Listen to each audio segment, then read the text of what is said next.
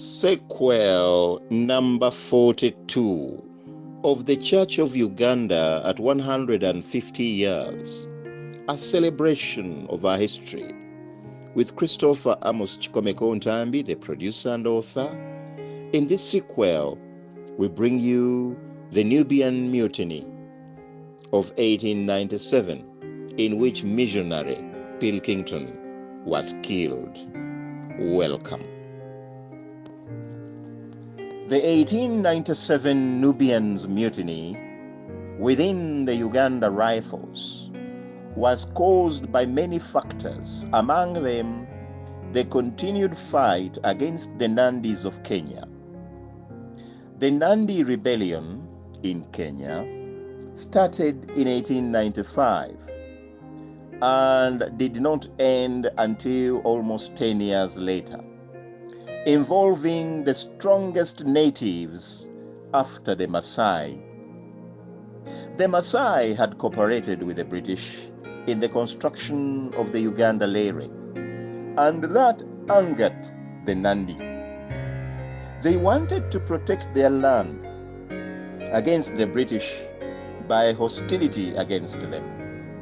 Their land was hilly, with valleys and forests, with low-lying bushes. The Nandi made ambushes from the forests at night or hid behind huge rocks and shot their poisonous arrows with precision. They also had guns and so did great destructions or disruptions. They killed several British people, including Andrew Dick, the trader, and Peter West, who were caravan traders. The East African Rifles of Kenya lost about 30 soldiers to them, although more than 200 Nandis were also killed. The Nandi destroyed postal letters delivery parties and attacked European settlers far away across the Great Rift Valley. In May of 1900, the Nandi attacked the Lere construction caravans and looted all the transit steamer ship spare parts.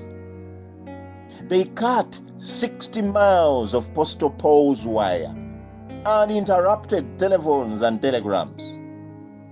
Those lines had reached Impala that year, and so telephone and telegram connections was new. Therefore, the Uganda Rifles was also engaged to fight the Nandis from as early as 1895. The British burnt entire Nandi villages, confiscated much of their cattle and sheep, and killed their warriors in the battlefield. Colonel Everts even deployed the deadly Maxim cannon gun, but the guerrilla tactics of the Nandi proved impossible to beat. In the year 1900, Apollo Kagwa recruited up to 1,000 ex-Anglican Christian faction soldiers and 2,000 porters to carry their food, led by the Bulemezi County Chief Samuel Mukasa, to join that very war. Now, the British Central Africa military commander, Colonel MacDonald, arrived in Uganda in October 1897 with several porters. He found 300 Nubian soldiers had been brought and deployed at Jinja on his request under Colonel Trevor, who then had left town to go for his holiday. MacDonald was accompanied by the military captain Cuthbert Charles Lambert Ballo. He was also accompanied by Major Thurston, and he was also accompanied by Captain Maloney. Let me give a small background of one of those soldiers,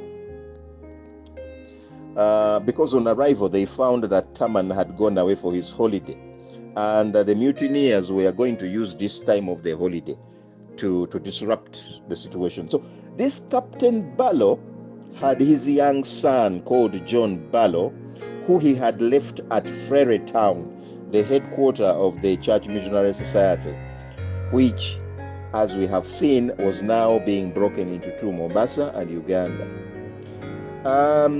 This young boy was later on brought to Uganda, and he settled with the Mika Sematimba family. However, this Lambert Barlow, who was fighting the Nandis, continued the war and continued with the British Army. And the records in Kenya show that he did not leave the Nandi War, that part of war, until 1905. That is when this soldier, Captain Barlow, returned to England. And of course, we know that he returned without his son. After Kenya, he went to Frere Town, and at Frere Town, he was told his son had been brought to Buganda. And anyway, he knew the son was in good hands of missionaries, and he simply went back home. He joined the war, and we all know how he died in the First World War, and he was buried in Belgium. So that is the history of that Muslim. Sorry, that is the history of that Muzungu, which I thought is important for us to assess. Now, the porters of Colonel MacDonald told the Uganda Rifle soldiers to assemble. So they assembled. Now, when they assembled, they began to talk. For example, that their salaries were 10 times better than the local soldiers' salaries. Now, in comparison, the Uganda Rifle Nubians were 6 months in salary arrears, and their uniforms were in a sorry state. So, tayari, George Wilson disarmed the Uganda Rifle soldiers before they joined the mutiny, and MacDonald sent for rescue in Zanzibar, but you know how long that would take. And even in Zanzibar, they didn't have enough. They needed to get more soldiers from the Indian Central African Rifles, and therefore they would take a very long time to arrive. So with the available forces, MacDonald headed for Jinja to quell the rioting soldiers. The Church Missionary Society simply cheered them on. You see, there is that the Nubians were Muslims, so they were more allied to the Muslim faction. So as far as Buganda was concerned, if they were to win, then as Church Missionary Society Christians, they would be in trouble. So don't get surprised that they cheered these soldiers on as they went to confront the mutineers. On October 18th, 1897, MacDonald and his forces reached Jinja. 18 Sikh Indians, 250 Swahilis, and 9 British officers, including Barlow. On the 19th of October 1897, a fierce battle raged. 300 Nubian soldiers engaged MacDonald forces. The Nubians captured the Maxim gun from MacDonald forces. Now, this was game over, and they put it to good use. So for 5 hours, the battle raged, and 16 Swahili soldiers were killed on the MacDonald side. A British soldier, Captain Fielding, was also killed on the MacDonald side, while a British called Jackson was seriously injured. The MacDonald troops were overwhelmed, so they had no alternative but to pull back. The mutiny was getting into a situation where things were not going to be very good. Indeed, they were not very good. Now, Apollo Kagwa and George Wilson Tayari called on the Buganda soldier reservists. Remember, they had dismantled all these groups, took away the ammunitions from them, created only the Uganda Rifles as the only soldiers allowed. But now they are going for those ex-soldiers, you know, the original lake diggers, all those, they were reservists. So they told them to sign up.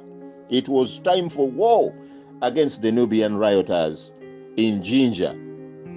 So many, including senior chiefs, got armed to quell the Jinja riots. The British had asked for an interpreter and a linguistic expert, and the missionaries were quick to volunteer Pilkington, the missionary. So they moved with him to Jinja with the Buganda ex-reservists, the soldiers.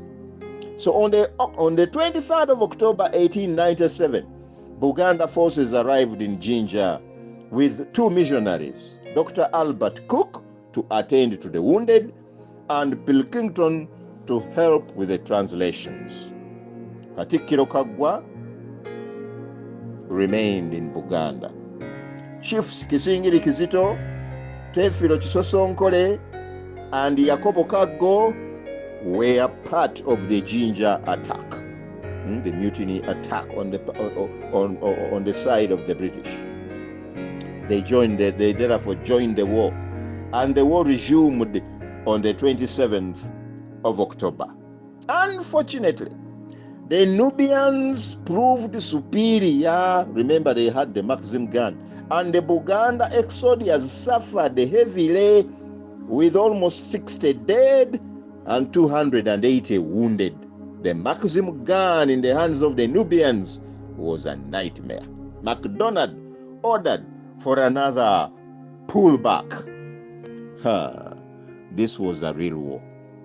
The mutineers in Jinja fighting, and yet the Uganda Rifles have also divided.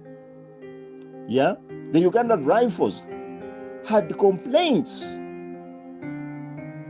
They had gone to Nandi to fight, and the war was not ending. Now, the soldiers who were fighting the Nandis joined the mutiny. Yeah, they now started rioting from Nandi towards Jinja. So it's no longer a Jinja mutiny. Now it's a Kenya mutiny. They are mutinying as they head to Uganda. Now, on their way from Nandi, they looted every merchant shop that they found on the way. The Nubians in Impala had already been disarmed by Tayari, knowing that they will also join the mutiny. He had also disarmed the soldiers at Bombo. Now, of course, I told you earlier that MacDonald had sent for help, but that help from Zanzibar could not arrive that quick. So they started warning the soldiers, stop mutinying. If you mutiny, there is a high treason charge if you arrest you. And then that is how the Buganda reservists had to come in to help with the situation. Now the battle went on for 4 months, all the way into January 1898. Unfortunately, on the 11th of December 1897, there was a deadly attack led by Captain Harris. And it was then that Pilkington was shot. Pilkington's porter, his name was Aloni, carried the injured Pilkington to a safe zone, where he unfortunately died in his hands. Also shot dead were British soldiers, Thurston and Maloney. However, the war continued all the way to 9th of January 1898, when the Nubians crossed the Nile and fled towards Lake Choga swamps, and they scattered there. And then there was a lull in the war. You can call it the war ended. The mutineers kept on their protracted skirmishes with the British. as they hid in those swamps of Lake Choga. And this continued all the way to January 1899, when the Indian troops arrived. This was the mutiny of 1897. This was the mutiny in which our missionary Pilkington, the great translator, the great writer of the Uganda Bible, died. He was first buried in Busoga, but as we shall see in future sequels, he was shortly exhumed and his body returned to Buganda. So for tonight, let us end it here. May the good Lord bless us all.